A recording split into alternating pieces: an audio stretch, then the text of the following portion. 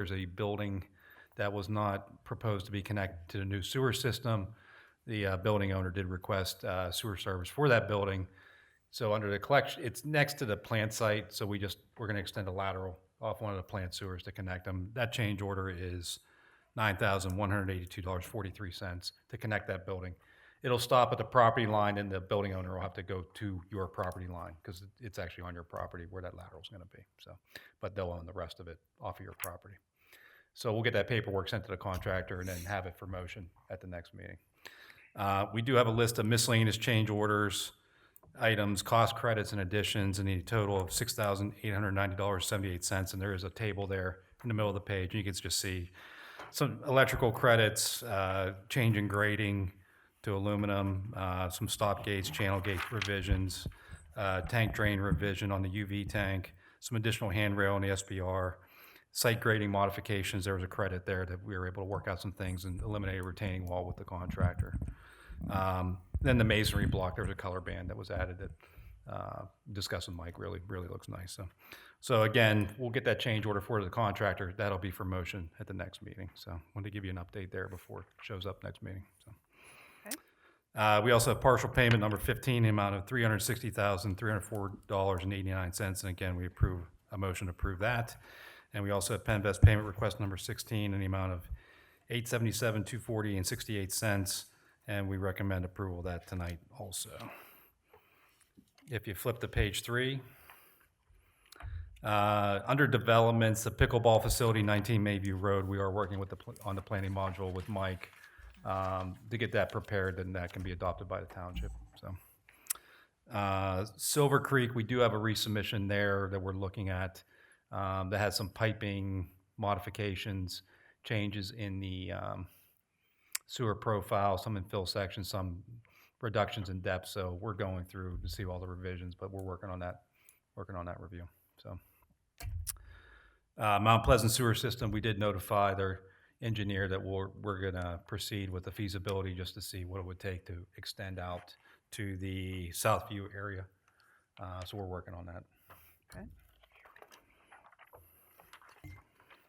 And for those items that you mentioned, any expected time frame on when you'll have response for them? For Silver Creek, Mount For the Pleasant? pickleball, that'll take a little bit of time, probably a couple weeks. Okay. Silver Creek, that'll be done this week. Mount Pleasant before the next meeting. Okay, So, yep. very good. At least for us, for Mount Pleasant, we'll have a cost and basically an alternatives analysis of different alignments that might work. Something we can discuss, and then we can forward it to their engineer for discussion. Okay. So is that Southview, is that a go? I mean. It's not a go. We told them we'd take a look at it to see if it made sense for Cecil.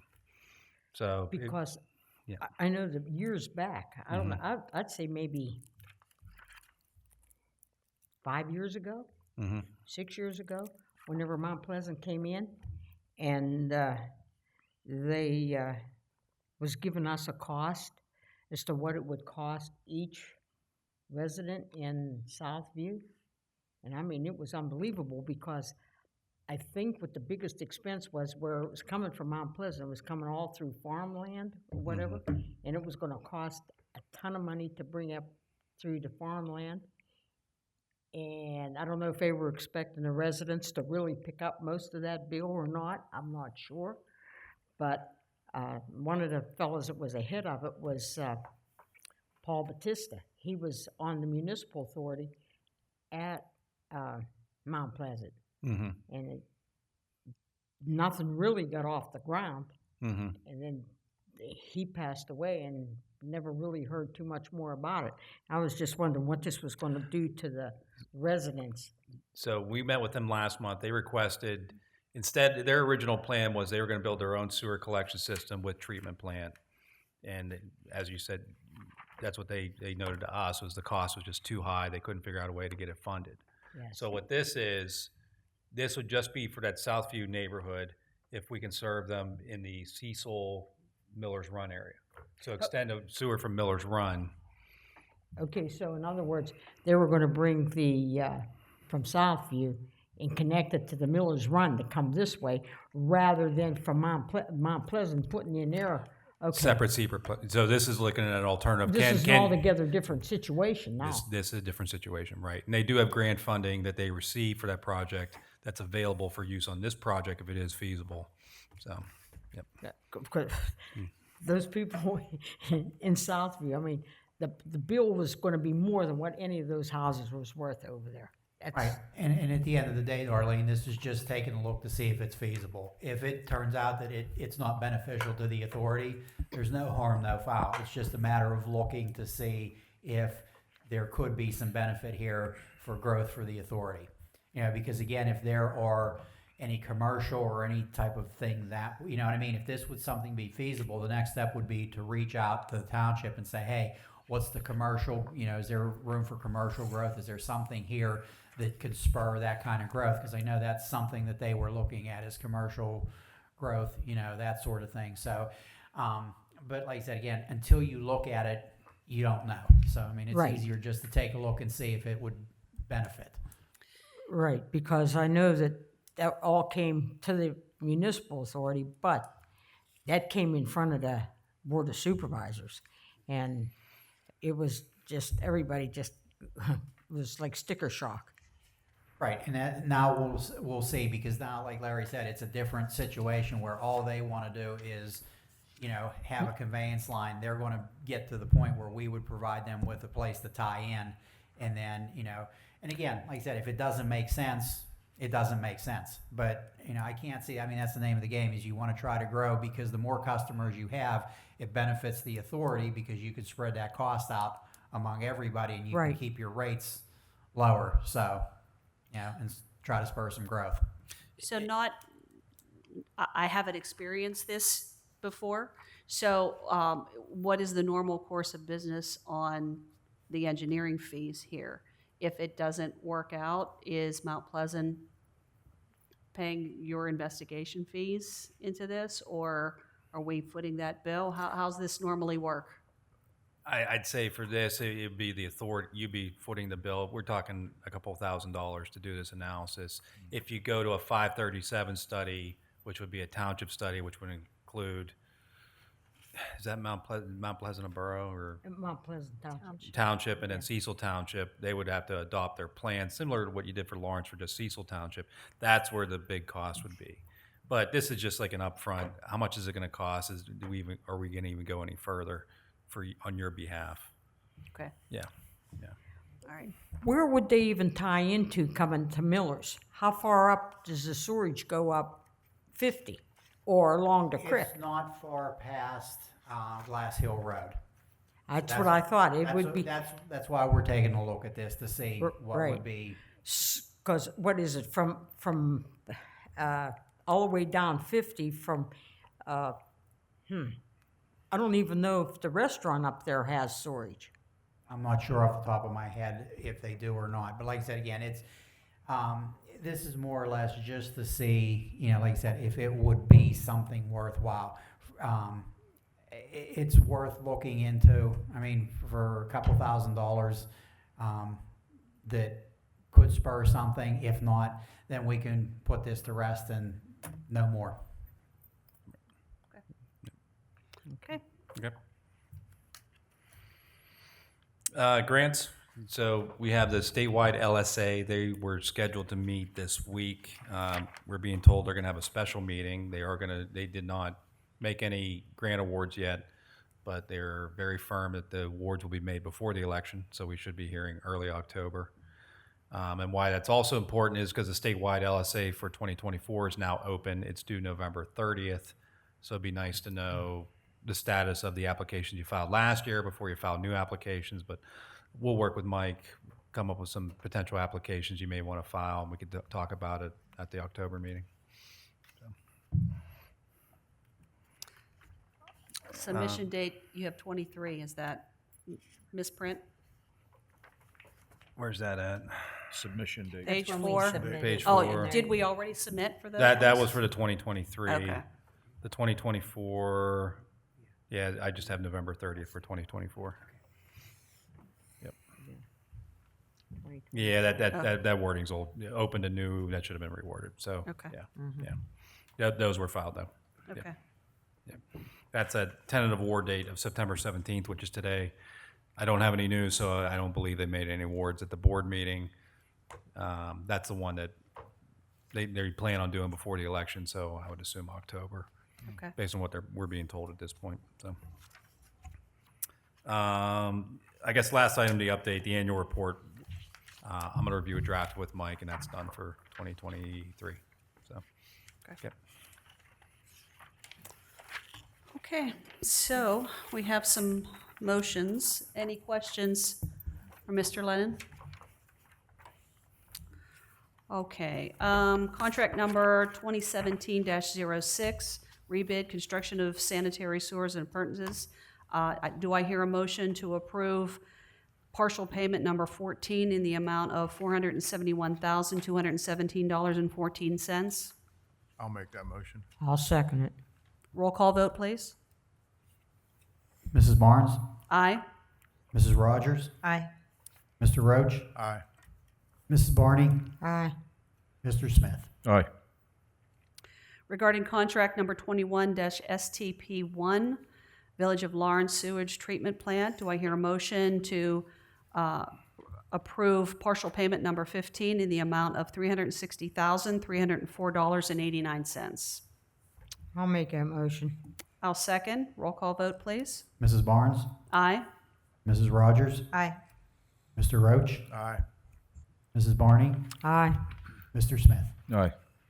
Penvest payment requisition, do I hear a motion to approve the Penvest payment requisition number 16 in the amount of $877,240.68? I'll make that motion. I'll second. Roll call vote. Mrs. Barnes, Aye. Mrs. Rogers, Aye. Mr. Roach, Aye. Mrs. Barney, Aye. Mr. Smith. Aye. Mr. Nicholas, can we have the solicitor's report? Yes, thank you. The written report's been circulated. Thank you, Shanna, for making the copies. I was out of town. Also, I have two items for comment, both for executive session. I understand that Mike needs a brief executive session as well, so if we could combine that at the end. Both matters arising out of the CHJA litigation. Okay. That's all I have. All right, thank you. All right, business manager's report. Mr. Erg. All right, this month's financial reports are for July of 2024. Any questions with those? Nope. Nope. That's all I have. Thank you. Mr. Zrenchek, authority manager's report. Thank you, Madam Chairperson. This evening, you guys will have to settle for a oral report, as when I got back to the office after going over to check on a problem over in Lawrence, we were having an issue with the server, so I could not print anything out. So I'll just cover a few items orally. First item is the NPDES permit applications were all submitted for Cherry Brook, Miller's Run, and Teodori. We did receive the draft permit for Miller's Run. We did do the advertisement period of 30 days.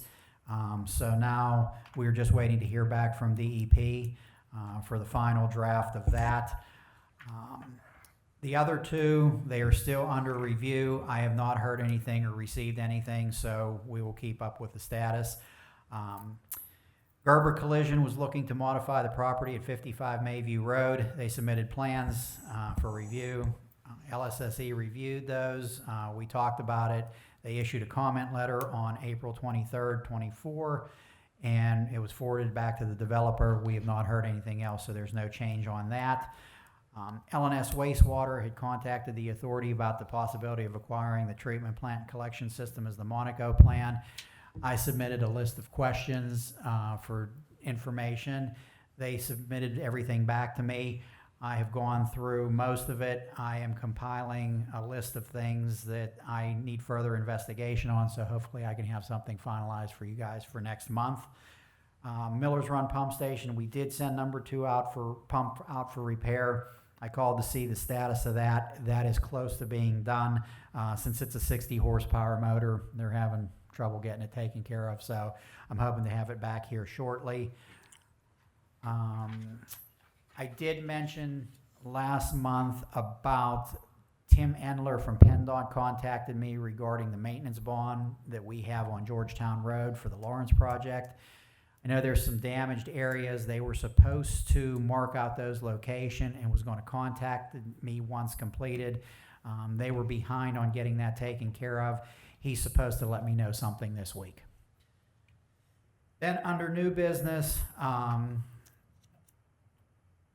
it is getting to be that time of year, so we are going to want to start to put together a budget committee so we can think about who wants to be on that committee, so we can get started sometime next month. So it's just something to think about. The other thing is just to let everybody know that 2025 is the final year of the multi-year rate increase that we did. So that will be the final year. So that's something that we'll want to consider when we look at the budget, just to see beyond that, to see where we're at. Item number 4 that I had tonight is we had a resident call with some concerns over at the project in Lawrence. It was 41 2nd Street. I went over and I took a look at it today. I forwarded everything on to LSSE. So we are doing a little bit of further investigation on that. But like I said, I did speak with them. They were happy that somebody come out, and we will further investigate that. And then once we have something, I will let the board know. We did get a LSA local share grant from Washington County for $300,000. I finally was able to get that all squared away. I sent over the last few items that he needed. I did not hear back from him, so I'm assuming everything that was sent was good. So we should be getting reimbursed for $300,000 for the Lawrence project. One item I have tonight is a sanitary sewer easement encroachment agreement for 1182 Valley View. This goes back to, I would say, 2003. We had a list of multiple properties that built decks which ended up encroaching into the sewer easements. And going back through the records, I was able to find some of these properties, they did clean it up and get an agreement executed. Some of the properties, it's still out there. I've not seen any agreements. So this is a property that has transferred twice, and this has not been resolved.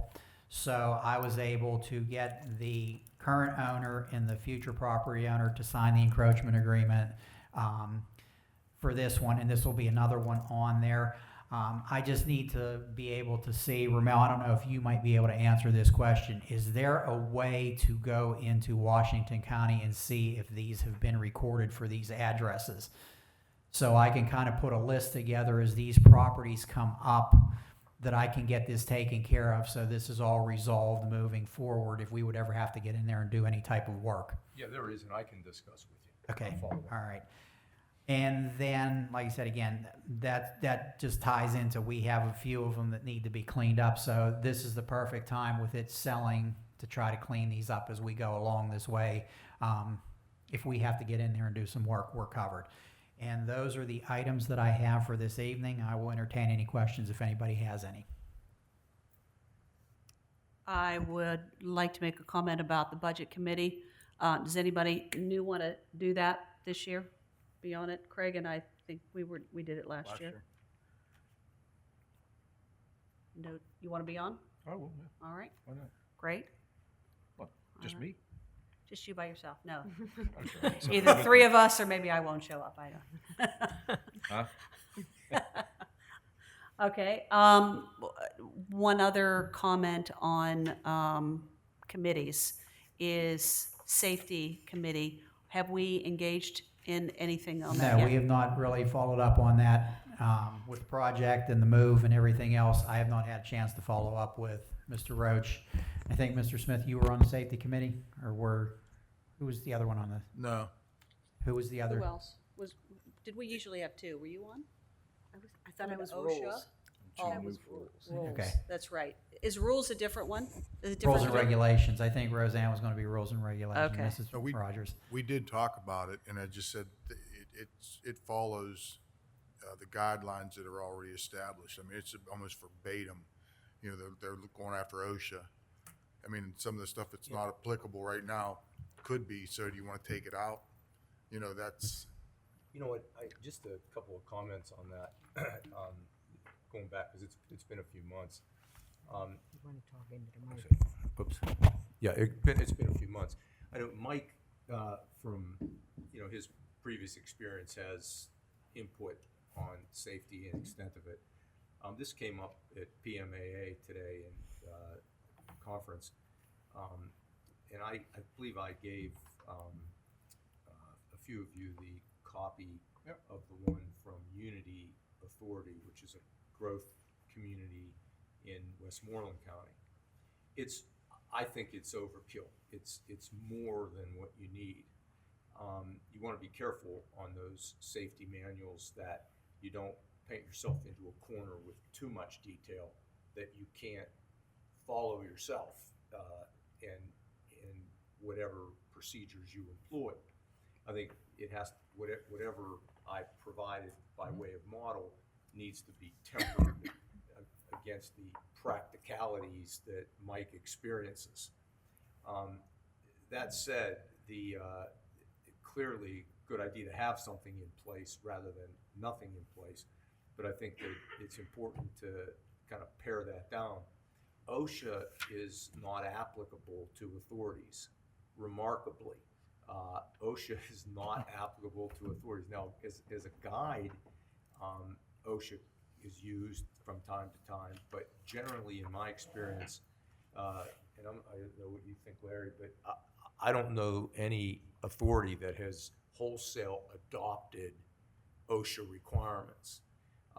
They pick and choose a little bit more. It takes a little bit of, as I say, that practical input from Mike on what would be needed on what level you should go to with your safety manual. So I just wanted to point out that manual that I floated, I've even mentioned to Mike, I'm not advocating that as what you should do, but I do think it's a pretty thorough, Unity hired an outside entity to come in and help them shape that safety manual. So just FYI, the Unity historically has been very sensitive to employee injuries. They had a big poster. They had their first injury in like 18 years up there where somebody got hurt, but they always pride themselves in no injury and things like that. But I think even amongst some of their board members, they would say that what they have might be more than what you need. In a parallel universe, the rules and regulations, and I know that we would talk about following up on that. We're creating rules and regulations right now for Munhall Authority, which didn't have any, and remarkably, Unity, that has the progressive safety policy, they don't have rules and regs. They're formulating them now. And so we have a lot of input on our information on that. And what I thought might be a good start, I've already kind of put together a bit of an outline of some key points to maybe evaluate. You do have rules and regs. You do have a body of rules and regs, but to maybe highlight some of the more sensitive issues that we've experienced in a few of our growth communities. And Rosa, maybe we could start, you and I could just talk about some of these points with Mike and say, okay, here's what we think regarding grease. I don't know how big of an issue that is in Cecil, but in other communities, that's a big deal. Where are we with the policy on grinder pumps? Where are we with the policy on evaluation of laterals, et cetera? There are certain key points that we might be able to start with and kind of extract from what we have right now and look at it. So if there's no objection, I guess we can do that from that standpoint. But on the safety, I think I'd kind of back off on that and defer to Mike on how much you might want to pare down what was submitted already or what you have by way of your own input. I think the biggest thing on that is to see, looking through that, I have to refresh my memory on it, but I think what you have to look through and see what pertains to us. You know, if it's something that pertains to us, then I think we, you know, and we do it all the time.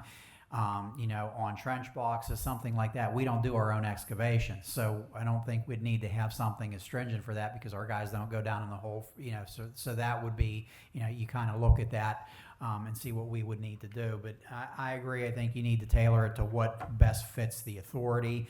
And then just to circle back on the rules and regulations, I know Larry and I had discussed, you know, looking at this as well. So I think, you know, we all put our heads together on this because I think we have a solid set of rules and regulations that are there. But I think the last time they were updated, I think was probably in the mid-'80s. So it's probably time to take a look and see, you know, what has changed there and different things like that. So it's probably just a good thing to look at because, you know, things have changed. So Yeah, and I'll happy to start with Roseanne on that and Mike, and then obviously there is a significant component to the rules and regs that is within Larry's bailiwick, you know, the technical pieces of this. But I think what I would probably be able to bring out would be some of the things that the other communities recently have highlighted as being hot buttons, that's all. Do we have anything on confined space work primers? Do you know? we should have something on confined space. Do you think we have it now? I think we do. Alright.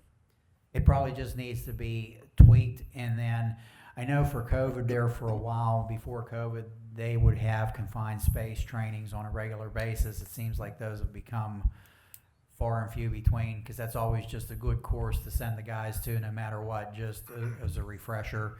And I think if anything, it's just small things. I know we have the blower, we have the harness, we have the hoist, we have all that stuff if they have to go down in.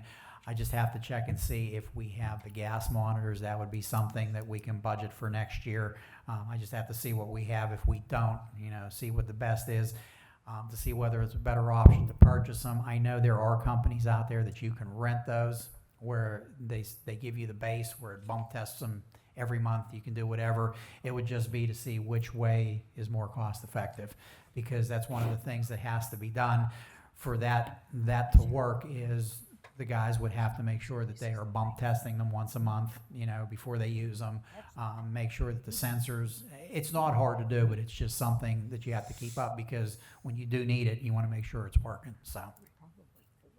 Okay, so we'll keep those three committees and updates on our ongoing agenda just to get a status along the way.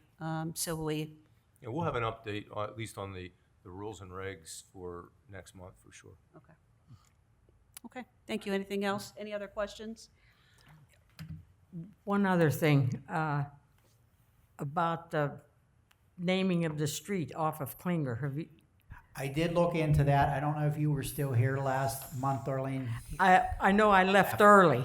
Basically, I found the folder on it, and what it looks like there is there was an easement signed for that that goes through there, but there was a caveat with that where if that road is open back up all the way through where it went, it reverts to the township. So I think if I remember correctly last month, Ramel, you said that would be something that the township would have to approve. We can support it, but we can't unilaterally change the naming rights for it. So in other words, what you're saying, if it goes past the pump station there and goes out to the other end, It reverts back. It's right now. It's just like an. and what's the chances of that happening? Is that big enough area that they'd be able to open that up? Apparently, they could open it up. I spoke to Walt Oshinsky on this, and he said, yeah, it should be big enough that they could go all the way through there if they ever wanted to. But once that happened, that road no longer has anything to do with us. It reverts back to the township. So But then, regardless of that fact, I think we talked about it still would be in the township's purview because of the 911 address. right, So they would have to make that any kind of change. decision as far as naming a street like they did prior, I don't know how many years ago, Mr. Secrete. Yeah. Tom, yeah. He was the one that named all the streets. He was responsible for getting out all the street signs and so I just was wondering that, you know, what would happen there? So if the township, if the Board of Supervisors would say, okay, we're gonna open this could then still be named after the tissue. I would think that they could investigate it right now and move forward with it if they wanted to, Cecil Township. We just don't have the authority to do that. that. We can support it. You know, and if we need to have a letter or something to support it, that would be fine as well. But again, because more so about the 911 address, and there is a residence there, they would have to move forward with it. Okay. So did you talk to the gentleman? I will go back and dig through my email, and I will let him know, you know, that the authority is supportive of it, but the request would have to go through the township. Okay, I can let him know that. okay, thank you. You're welcome. Okay, so we do have a motion. Do I hear a motion to approve signing easement encroachment agreement for the deck at 1182 Valley View Drive? I'll make that motion. I'll second it. Roll call vote, please. Mrs. Barnes, Aye. Mrs. Rogers, Aye. Mr. Roach, Aye. Mrs. Barney, Aye. Mr. Smith. Aye. Were there any correspondence? No. All right, I'd like to make the motion to approve the expenses and transfer of funds for expenses, invoices, payroll, E9, 941E, tax deposits, et cetera. Do I hear a second? I'll second the motion. Roll call vote, please. Mrs. Barnes, Aye. Mrs. Rogers, Aye. Mr. Roach, Aye. Mrs. Barney, Aye. Mr. Smith. Aye. Okay, do we have any comments from the floor? Okay. I'd like to make a motion for executive session for personnel matters, litigation, and property. Do I hear a second? I'll second the motion. Roll call vote, please. Mrs. Barnes, Aye. Mrs. Rogers, Aye. Mr. Roach, Aye. Mrs. Barney, Aye. Mr. Smith. Aye. Going into executive session at 7:05. And Mike, if that could indicate CHJA litigation, if you could, for the minute. I have all kind of toys. That's good. There's nothing wrong with that. Nothing wrong with that. Okay, coming back in after executive session at 7:51. See, we have a motion to approve the hiring of Kylie Alestro. I'll make that motion. I'll second it. Roll call vote, please. Mrs. Barnes, Aye. Mrs. Rogers, Aye. Mr. Roach, Aye. Mrs. Barney, Aye. Mr. Smith. Aye. I will make a motion to adjourn. Do I hear a second? I'll second it. All in favor? Aye, aye, Aye, aye, aye, Aye. Aye. Meeting adjourned. Thank you. I already signed my checks. Need more You can time? mute us, she's out.